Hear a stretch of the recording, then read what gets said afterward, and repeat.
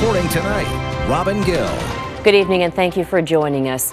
Retailers are warning tonight store shelves are at risk of shortages if rail blockades drag on across Canada. CN and Via Rail have suspended operations on large sections of their networks. Passengers are stranded and businesses have stalled. A high-level meeting took place today between the federal government and Indigenous leaders. Ottawa says it's confident talks will help end the standoff. We believe that the approach that we're taking at the moment, which includes the rule of law, but also discussions with First Nations, is the best approach to take. The people, united, will never be defeated. Today in Victoria, protesters took their fight back to the legislature surrounding government buildings. They're supporting Indigenous elders opposed to a natural gas pipeline in northern BC. A handful of protesters still won't budge from eastern Ontario, a hub that connects Canada's capital to two of the biggest cities.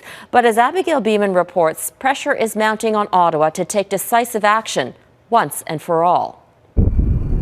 In Ontario, here's the heart of the still-standing blockade that has led to rail shutdowns across the country. I'm down here to support them. There is an injunction to remove the protesters, but the police haven't acted on it.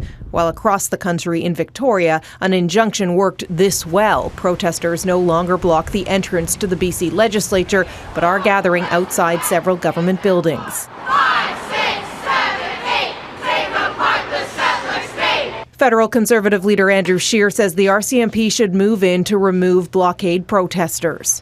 They need to check their privilege and let people whose job depends on the railway system and small business, farmers, do their jobs. We are not the kind of country where politicians get to tell the police what to do. The federal government encouraged by blockades removed in Manitoba and BC.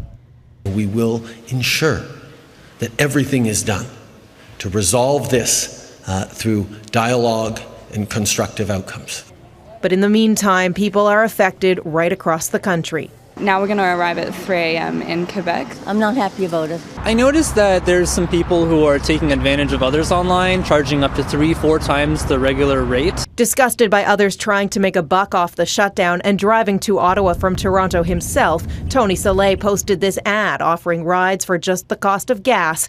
It was a hot ticket. 36 messages. While bus companies rushed to add extra coaches. Almost double the capacity. On a Friday, that's the beginning of the Family Day long weekend for many, not to mention Valentine's Day, starting late for Logan Hunt. How's the girlfriend taking it? As long as I'm getting there, then it's fine. She's kind of worried, but I think I'm going to get there. Abigail Bimman, Global News, Ottawa.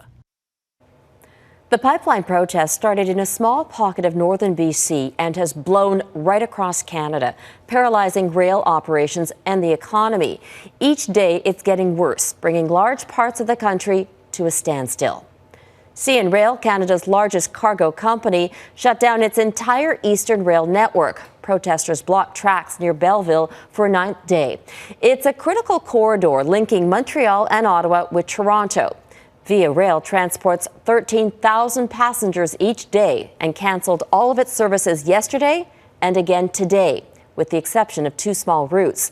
Teamsters Canada, the union representing rail workers, says the protests are putting up to 6,000 workers out of work.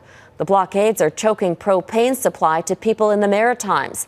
60% of cargo that moves through the port of Halifax does so by rail. I'm just not happy. I think there's another way to do it.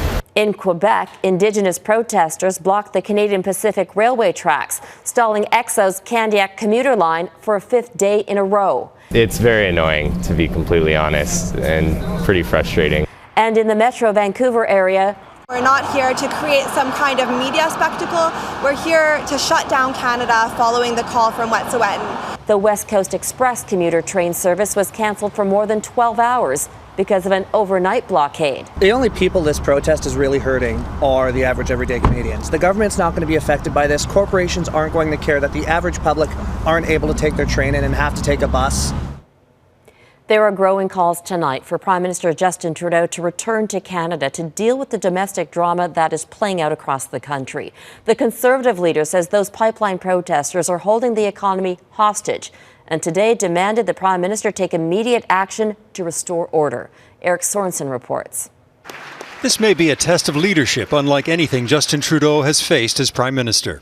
Over a single project, defining issues for the nation have converged: Indigenous rights, resource development, climate change, and what it all means for the nation's economy. We are a country of legal processes. If only it were that simple. Trudeau recognizes that even a legal crackdown on Indigenous blockades could shatter all his efforts at reconciliation. We are working on it with a whole-of-government approach that is totally focused on resolving this situation the right way. But a cautious approach isn't getting the trains moving. This former MP suggests Trudeau take a page from his father. I remember being in Parliament with Mr. Trudeau Sr., and the question he used to ask is, who speaks for Canada? That's the question here today. Some think Trudeau should exhibit the toughness that Pierre Trudeau sometimes flashed. The greater their victory is, and I'm not interested in giving them a victory. But the elder Trudeau's most iconic moment came during a very different crisis involving the FLQ, kidnapping and murder in Quebec. How far would you go with that? How far would you extend that? Well, just watch me.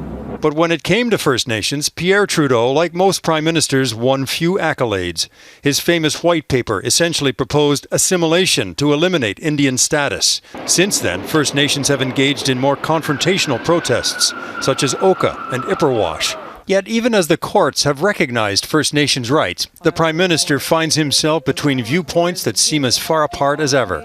These activists may have the luxury of spending days at a time on a blockade. Applying a term like luxury to the lives of First Nations shows the gulf between those who would slam Trudeau's inaction for not ending the blockades and those who see inaction as an end to reconciliation. I think most people are feeling now reconciliation was a farce, and if it ever existed, it's completely dead now, because Prime Minister Trudeau is nowhere around to answer for this. No government has expressed greater commitment to reconciliation, so Trudeau hopes dialogue can break the impasse. We have important touchstones in terms of reconciliation, in terms of partnership. It is a precarious moment for the Prime Minister.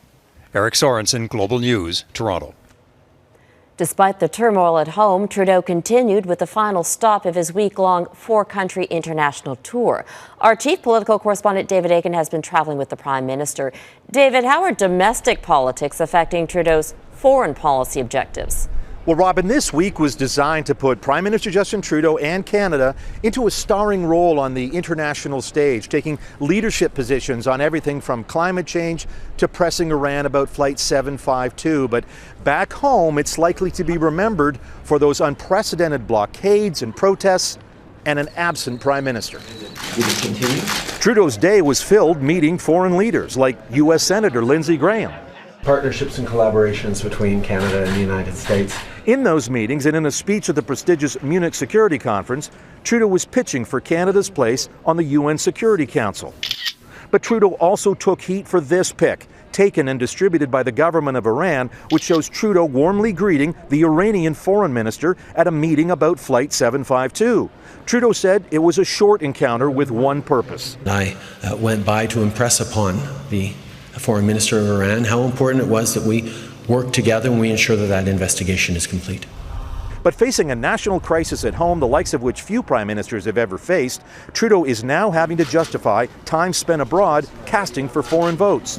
We have been fully engaged, fully seized with this as a government. I myself have been on direct phone calls with premiers like Premier Horgan and with my team. Our Deputy Prime Minister has met and connected with all her provincial and territorial counterparts. And Trudeau refused to say if he thinks the Coastal GasLink should in fact be built across northern BC, nor would he say specifically how he will enforce court rulings that allow that gas line to be built. We are a country of the rule of law, and we will ensure that everything is done to resolve this through dialogue and constructive outcomes. Trudeau returns this evening to Ottawa, but his schedule has him on the road again on Monday, heading to Barbados to continue his campaign for UN Security Council votes. I asked Trudeau if his schedule stands, and he says it does for now, but after the weekend, we'll see. Robin? David Akin in Munich. Thanks, David.